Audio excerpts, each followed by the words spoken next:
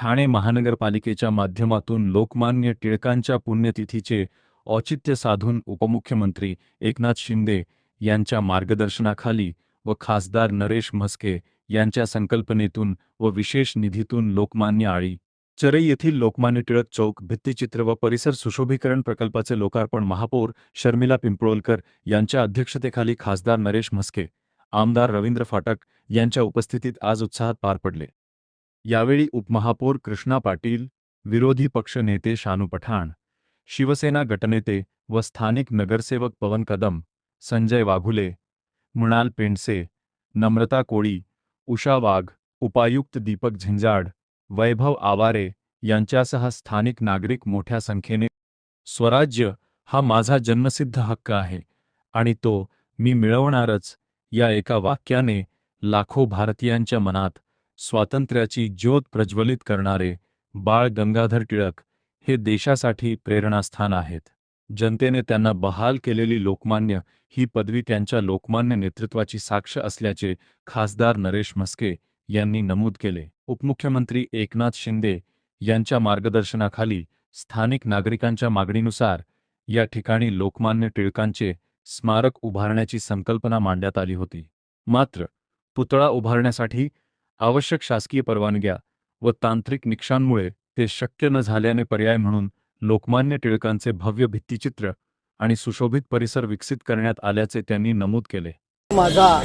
जन्मसिद्ध हक्क आहे आणि तो मी मिळवणारच अशी सिंहगर्जना करून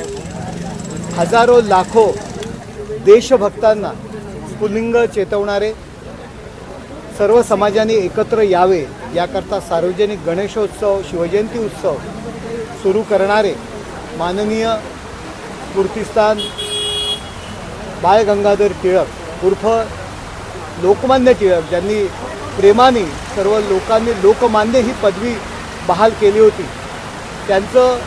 छोटंसं स्मारक या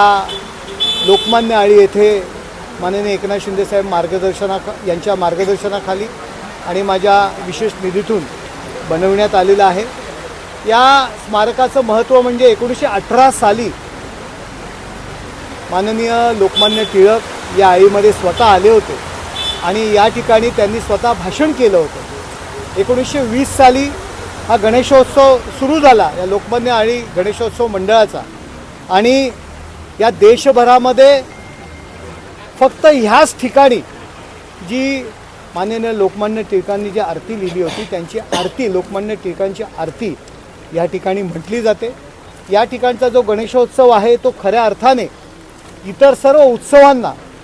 ठाण्यातील गणेशोत्सव मंडळांना आदर्श असा लोकमान्य आळी गणेशोत्सव मंडळाचा गणेशोत्सव असतो आणि आज लोकमान्य टिळकांची पुण्यतिथी आहे आणि या रूपाने ठाणे महानगरपालिका आणि आमच्या वतीने त्यांना आम्ही पुण्यस्मरण करून त्यांना विनम्र अभिवादन करतो।